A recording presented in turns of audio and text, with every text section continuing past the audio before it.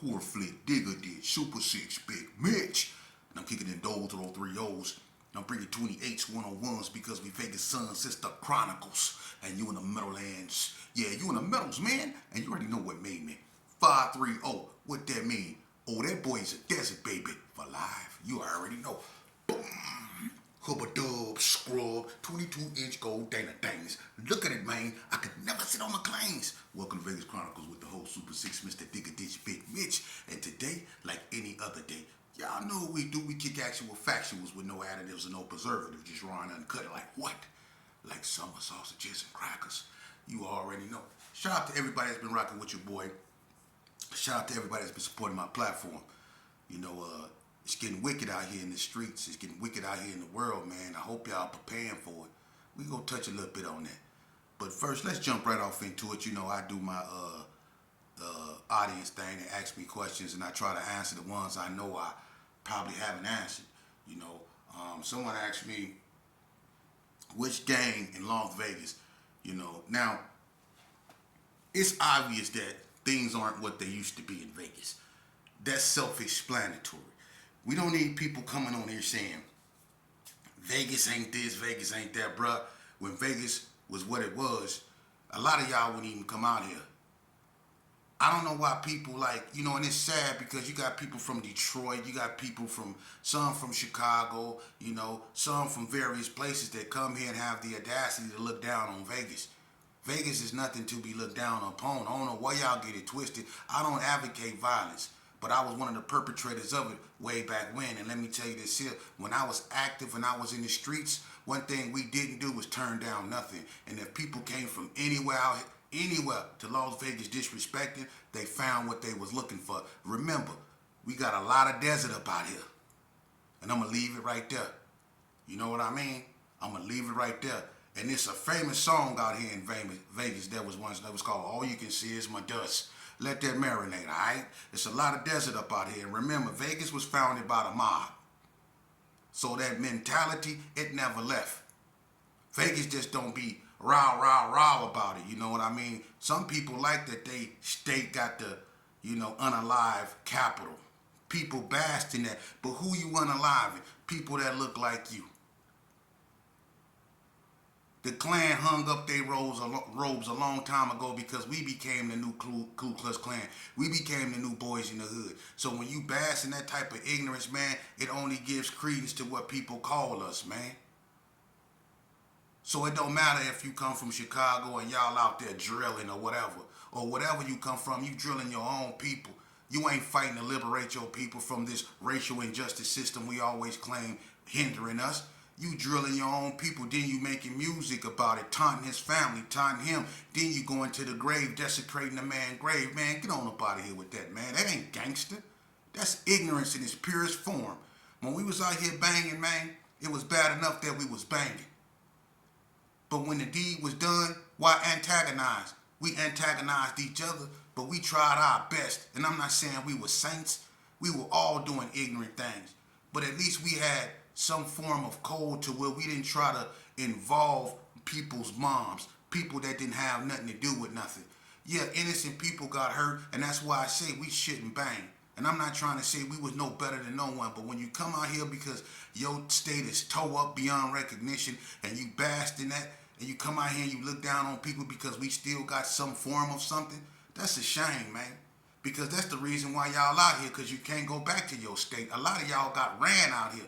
And then you come out here and the people that's looking for you ain't nowhere around. Now you want to act tough. Man, get up out of here with that, man. Vegas been standing on Vegas, and I tell you this right here, ain't nobody never came to Vegas and took over nothing. Believe that. If a person ever came out here and they started something, you got rolling 60 Crips out here, you got California gangs out here, you know, but you have to understand something. It's a lot of, just like it's a lot of family connections in the South, there's a lot of family connections in Cali. You know, Cali right next door to us, you know, and some people look at Vegas like another form of Cali, you know, and some of my closest comrades is from California. My sister is from California. So that's family relations right there, you know, but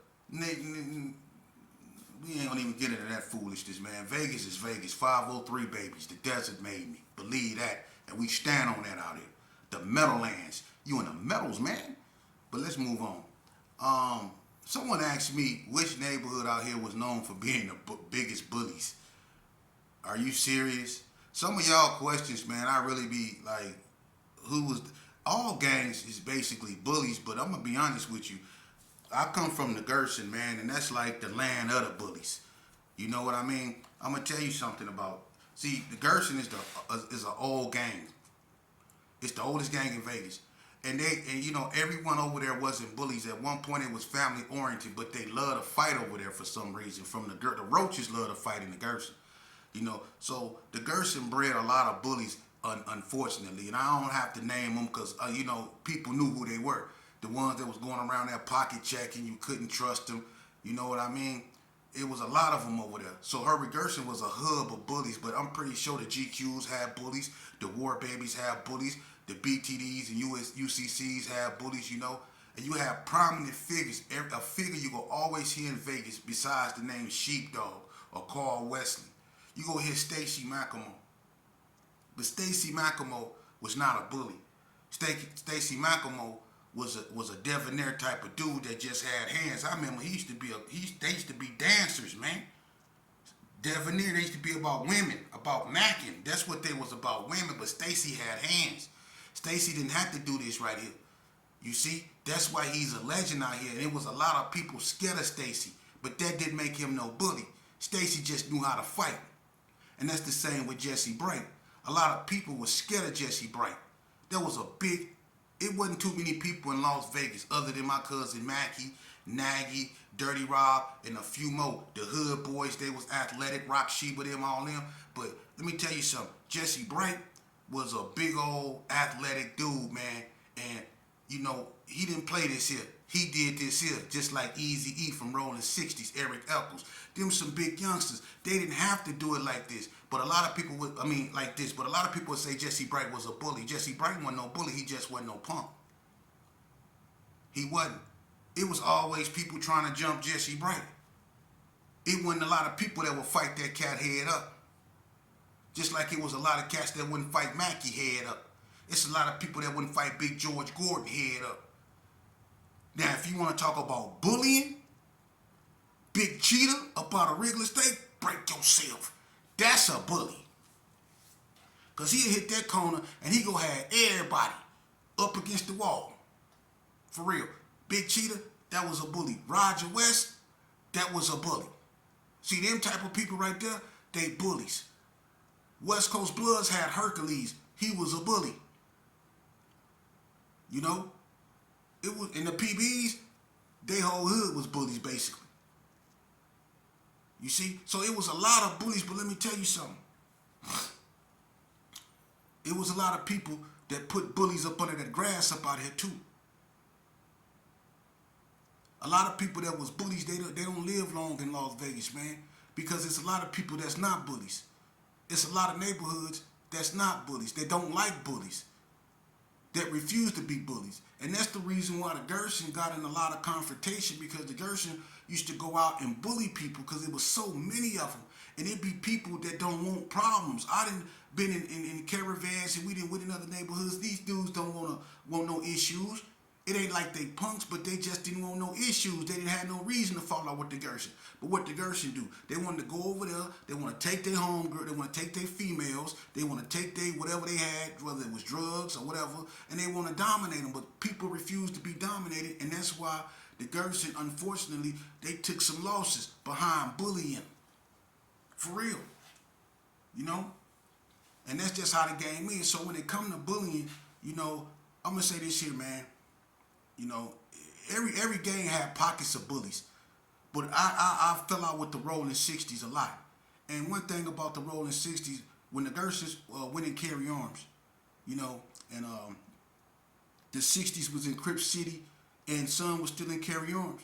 The 60s, I'm going to tell you something, the real ones, and I'm not saying the ones after them ain't real, I'm talking about the first ones, the West Side 60s. You know, Drunk, Slowpoke, Torture Chamber, and all them, man. They wasn't bullies like that, man. They'll get down with you. They'll fight you. If you wasn't tripping, they wasn't tripping. You know, they stood on what they stood on, but they wasn't bullies though. They didn't have to be. It was a lot of dudes that didn't have to be bullies, man. If you didn't mess with them, they didn't mess with you. Now them Donna streets, man, look here. They was bullies. Even the ones that didn't know how to fight tried to bully you. The Donnas was bullies. You couldn't go on Donna. But the thing a lot of people don't know about Donna Street, because, you know, when they first came out, the Gershon was cool with them. The thing people don't know about Donna is Donna was angry. When Donna first came out, Donna wasn't hostile like that.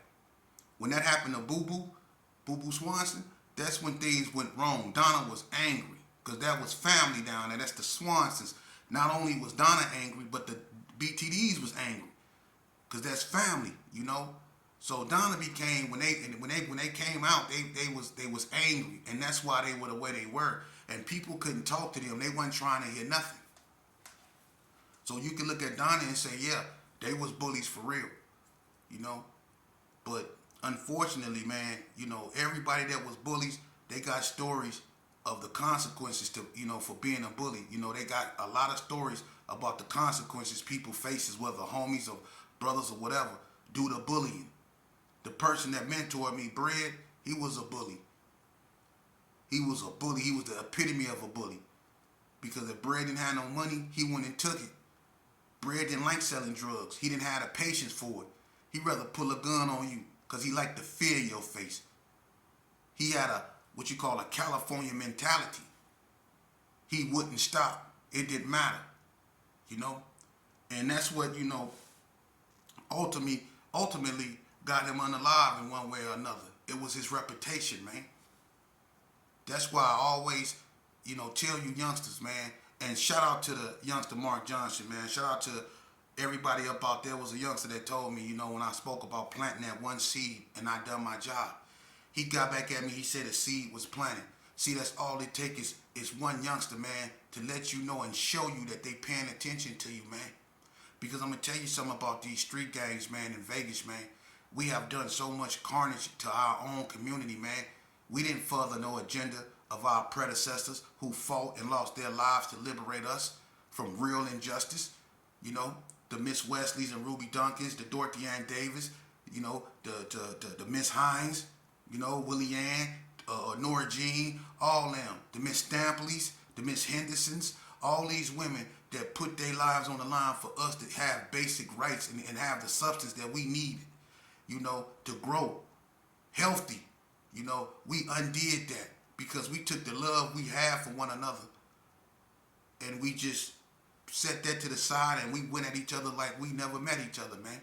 When Herbert Gershon fell out with Marble Manor, that was family. The Thompsons in the house, they cousins. I'm related to so many people from West Coast Bloods. My mama stayed over there. I lived amongst them, man, and they ain't showed me nothing but love, man. And when the Gershon fell out, they let me leave. They jumped on Bad Mike. But they allowed me to leave. You see? The Taylor brothers, Jesse James, Burger B, I used to do beer runs with them. They knew where I was from. When I used to be in the 80 guy, Pac-Man, Cosmos, Purple Con, Greedy, all them cats up in there, they used to be looking at me crazy. They knew where I was from because I didn't comb my hair and I was stealing everything bolted down. They used to be like, he from the Gershon, he roguish. You got that right. In the name of Jesus, I was roguish. I'd steal your shadow if I could. That's what I was on. But they let me go because it was family relations. They didn't call me Sheepdog in West Coast. They called me Terrell. And I swear to God, when me and Bread was look, we was, I go over this all the time because I'm telling you, we was all family. Me and Bread was rolling through there, and I caught one of the twins slipping. And I had him point blank range with a gauge. And I just couldn't do it. Why? Because that's family. Think about that. How many times people didn't call people slipping? K-Dog from NTG didn't call me and Bread slipping and didn't bust because he was cool with me, not Cornbread. If Bread would have been by himself, Bread would have been knocked down. But since K-Dog was cool with me, he didn't do it. You see? It's been a bunch of times where we done ran into people, and just because this cat might be related to me, or me and this cat might be on good terms, I can't do nothing to his homeboys, even though I can't stand them. It's family. So what I'm asking y'all is, what the hell is we doing, man, when we know what we doing is wrong, man? We got to stop that. If y'all not paying attention, it's about to get real ugly. And I'm going to tell y'all something, and this is sad, but this is harsh reality. You know the ones that's going to really do good when you see how the government shutdown is going on, and they might cut SNAP benefits, and people might not get their food stamps? I'm going to tell you something. Everybody that been in prison, that know how to live off top ramens, refried beans, meat chubs, or anything, any form of meat, whether it's beef jerky or whatever. See, people in prison, they know how to live off spreads. They gonna be alright. It's people that have become complacent, people that's used to relying on the government. You see? Now you see why certain people always told us to do for self, because now that the SNAP benefits might not be happening in November, look how many people might go hungry, and people ain't finna let their family go hungry. So what's gonna happen? They gonna go out there and they gonna take what they want. Problem, reaction, solution. You create a problem, you get a reaction. And the reaction Trump wants is people out there looting. Why? So he can send more military personnel into cities. You see? That's what's really going on. You people better pay attention, man. It's about to get real ugly up around here. And everybody you think that you don't get along with, and everybody that you think you got animosity toward, those gonna be the same people you gonna be looking for a lifeline for. Y'all better put all y'all water together. Just like a lockdown. You better prepare for it, because that's where we headed. If they don't get them food stamps out in November, and it's looking like people are not gonna get them, understand this here. It's more white people on welfare than anybody. And you know when white people get mad, what they do. So if you have to go to Walmart with your shotgun, then you blame that orange in the White House. For real. Because that's what's finna happen, man. Agenda 2025. Agenda 2025? Agenda 2025. That's real, man.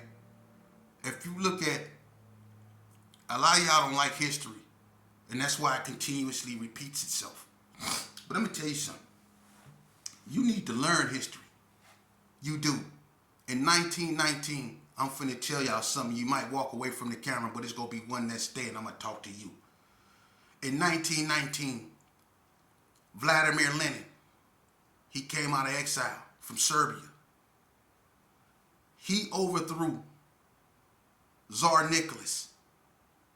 That's when the Romanov dynasty fell. The Romanovs. I'm not finna get into their lineage because they probably strike me. But I'm gonna say this right here. What he brought in, him, Leon Trotsky, Joseph Stalin, and a few more. They were called the Bolsheviks. Okay? The Red Army. And they were fighting against what's known as the Mensheviks, the White Army. Right? So basically, it was like this. The Bolsheviks were the soldiers, right?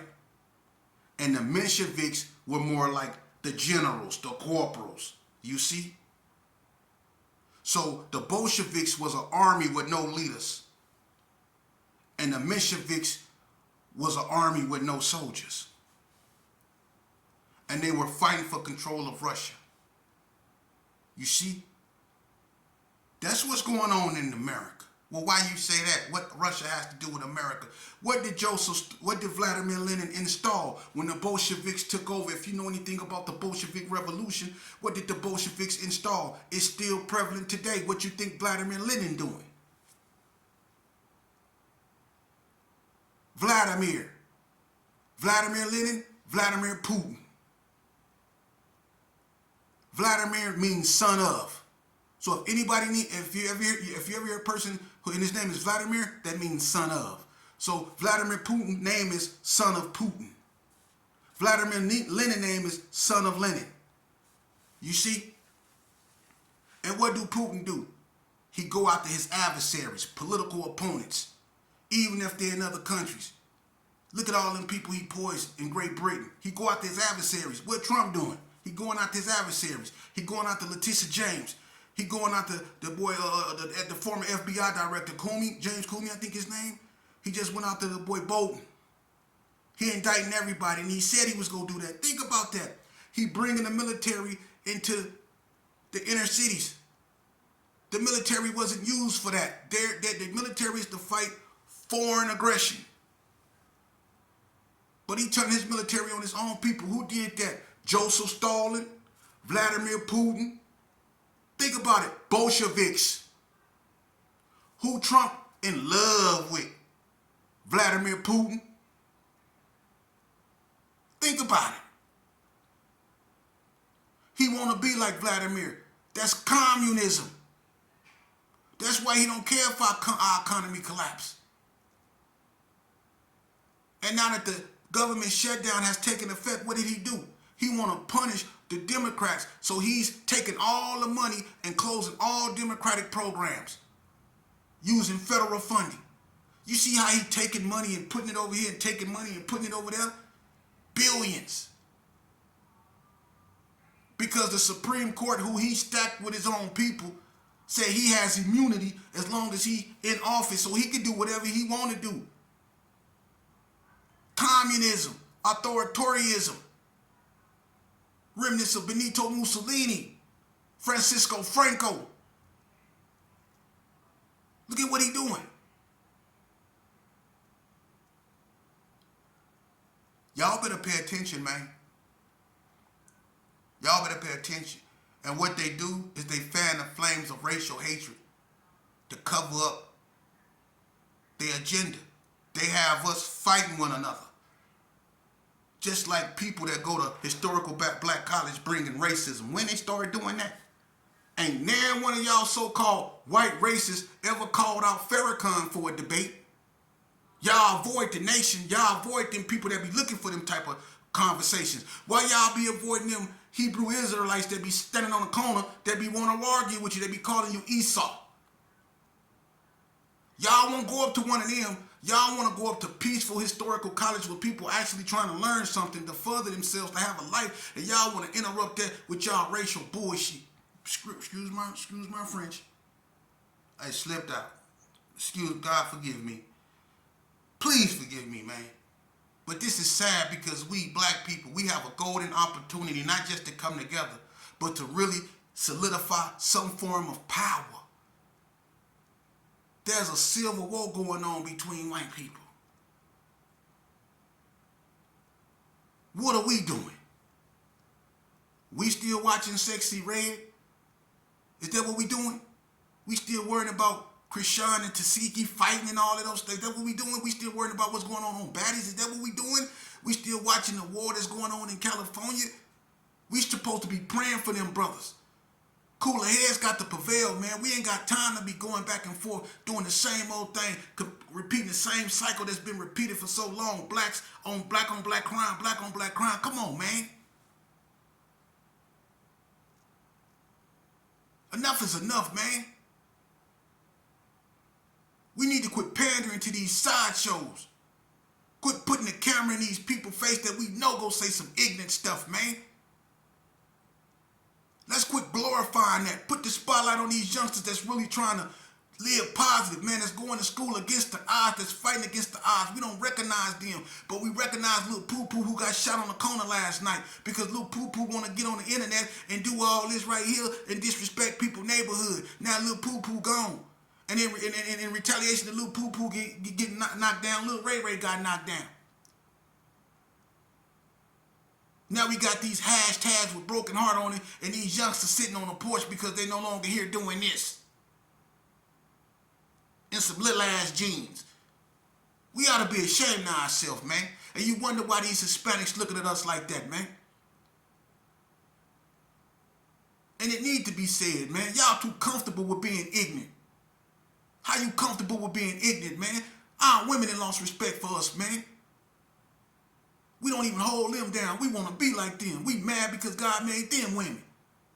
What type of generation is this, man? And you wonder why we losing. Don't no white man got his boot on our neck. We got our own boot on our neck. As a matter of fact, we just laying on the ground and we scared to get up. Don't nobody got their boot on our neck. Because I'll be damned if I bow down to a white man. I'll be damned if I bow down to anything that consider me less than what I am. It ain't no white man walking this face of this earth that I'm scared of. I'm more worried about a person that look like me doing something to me than I'm worried about a damn white man. And that goes for you cats that get together, you snakes, and they come in all shapes. They come in all shapes and colors. Snakes. They get together and they see somebody trying to do something good, and they don't do nothing but sit back and criticize. But all three of them put together don't got a half a brain cell. And they gonna still be on that same corner talking about people 20 years from now with no teeth.